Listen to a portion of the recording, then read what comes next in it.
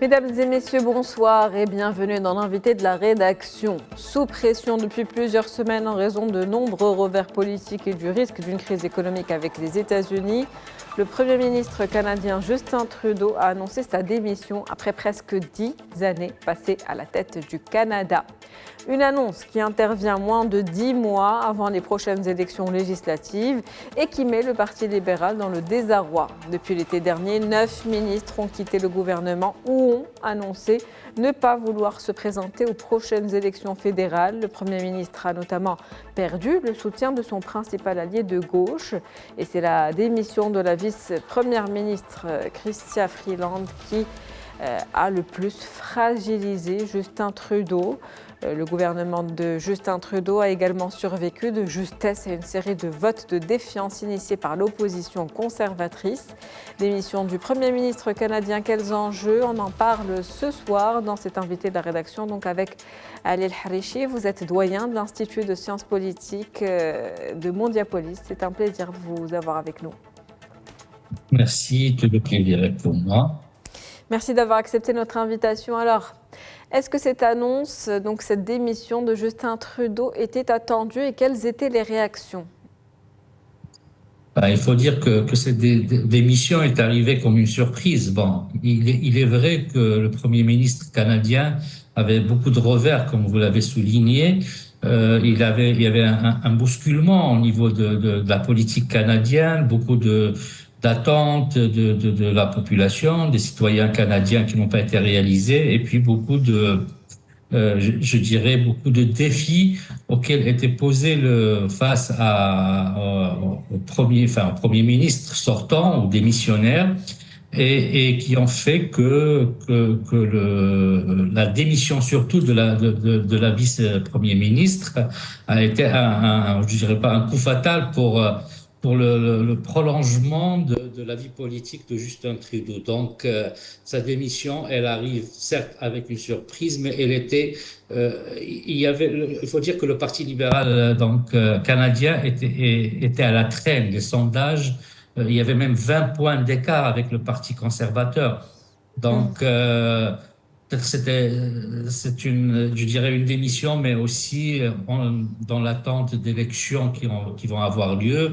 Le parti n'allait pas pouvoir encore une fois avoir la majorité. Donc cette démission est arrivée au début de l'année 2025 comme une surprise, mais c'était attendu que le Parti libéral du Canada, elle était vraiment je dirais assez faible et dans des positions de faiblesse assez claires par rapport à la population canadienne. Vous l'avez dit, une majorité qui n'allait pas être obtenue par le Parti libéral, mais est-ce que cette démission va arranger les choses, puisque pour l'instant, il n'y a pas de leader, on ne sait pas qui viendra après donc Justin Trudeau et comment les éléments vont évoluer avec justement Donald Trump qui devrait prendre officiellement ses fonctions d'ici les quelques jours qui viennent. Donc le Parti libéral est aujourd'hui vraiment au pied du mur. Oui, le Parti libéral est au pied du mur, mais de l'autre côté, il y a une opposition assez forte aujourd'hui. C'est le Parti conservateur pour lui, il attendait les élections, donc c'est un parti qui attendait les élections pour les remporter. Mais pour le Parti libéral, même parce que il y a la démission de Monsieur Trudeau en tant que chef du parti et aussi en tant que Premier ministre. Il y a peut-être plusieurs noms dans peut-être la vice-première ministre ou d'autres noms de ministres qui ont démissionné. Mais ce parti-là, aujourd'hui, il accuse une grande faiblesse. Il faut dire que après 9 ans ou 10 ans de pouvoir de ce parti, certes, il y a eu des réalisations, mais aujourd'hui, les Canadiens ou la population canadienne, ou même, je dirais, la politique internationale ou la politique générale dans le monde, il va vers la droite, vers le Parti conservateur. Vous avez parlé de Donald Trump, qui déjà menace le Canada avec 25% de taxes sur la douane, c'est-à-dire c'est beaucoup, ça pèse beaucoup. Donc oui, le Parti libéral, certainement, il aura un candidat ou une candidate à sa tête, mais je pense que le Parti conservateur, aujourd'hui, c'est lui enfin, le chemin, la voie, elle est ouverte pour arriver au pouvoir au Canada après trois mandats de Justin Trudeau, donc, et du Parti libéral à la tête du Canada. Un parti en mauvaise position aujourd'hui, en tout cas le Parti libéral. Justin Trudeau, lors de cette annonce, de l'annonce de sa démission, s'était qualifié de battant, fighter. Pourquoi faire marche arrière tout de suite? Pourquoi n'est-il pas allé jusqu'au bout? Et puis, quand est-ce qu'on pourra retrouver une certaine stabilité politique? Parce que pour l'instant, on est dans le flou. Oui, parce qu'il y a aussi avec cela, il y a la prorogation donc au niveau du Parlement jusqu'au 24 mars. Normalement, ça devait se terminer en fin janvier. Il y a la peur de motion de censure. Ça peut s'expliquer s'il y a eu prorogation de 2 mois et demi, enfin de 2 mois. Pour éviter les motions de censure pour le gouvernement sortant. Mais bon, le Canada reste une démocratie où il y a l'expression de la population, le choix de celui qui va les représenter. Il y a des problèmes économiques au Canada, donc il y a des problèmes économiques qui ont un peu fait basculer, je dirais, la balance vers aujourd'hui le Parti conservateur, qui s'inscrit face au Parti libéral. Il y a une crise de logement, il y a l'inflation, il y a la dette, il y a aussi d'autres points qui concernent, comme j'ai dit tout à l'heure, l'arrivée de la droite, c'est-à-dire l'immigration aussi, puisque Justin Trudeau avait quand même le programme d'immigration amicale. Et là, il y a beaucoup de critiques par rapport à l'immigration au niveau du Canada, et le Parti conservateur en profite. On profite du fait qu'une crise économique, plus les taxes qui sont promises par Monsieur Donald Trump, des 25% sur le Canada, vont encore affaiblir économiquement le Canada. Mais quand on parle d'immigration, Monsieur le Harichi, il faut dire que Justin Trudeau, depuis qu'il est arrivé donc, au pouvoir sur les dernières années, le Canada, qui était connu comme étant le pays d'accueil par excellence des immigrés, a serré un petit peu les vis. Donc il y a eu un changement dans cette politique migratoire.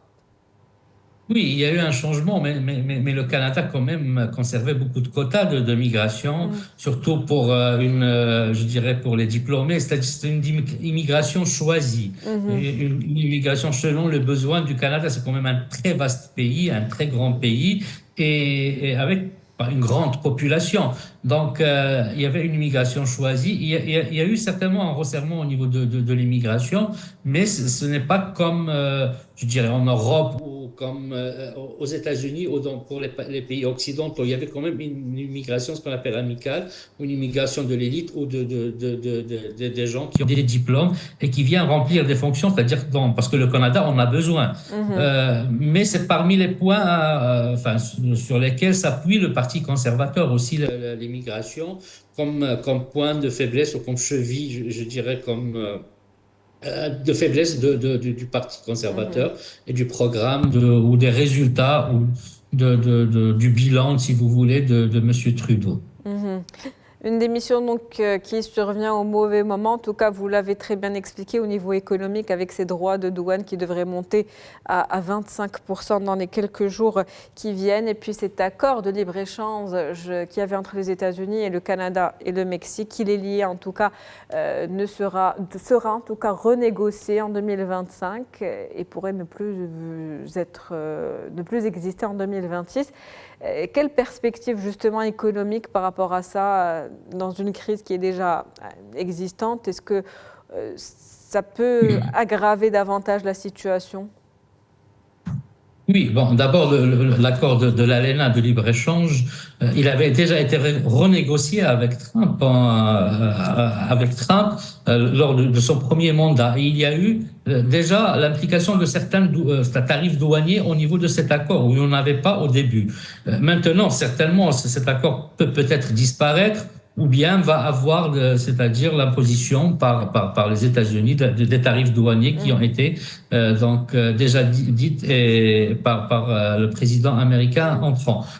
Maintenant, le Canada, ça reste quand même un pays du G7. C'est un pays riche, c'est un pays développé économiquement. Certes, il y a une crise économique, mais ce n'est pas un pays qui est en voie de développement. Et puis, c'est un pays très riche je dirais, par ses sources naturelles. C'est un pays très grand pays, c'est un pays très vaste où il y a beaucoup de sources naturelles, que ce soit par rapport au bois ou par rapport aux minerais, ou par rapport même au pétrole, parce qu'on a vu que parmi le Canada, parmi les pays qui ont encouragé aussi l'exploitation du gaz de schiste, bien que cela pollue enfin, je dirais la planète. Donc c'est un pays qui a des ressources naturelles.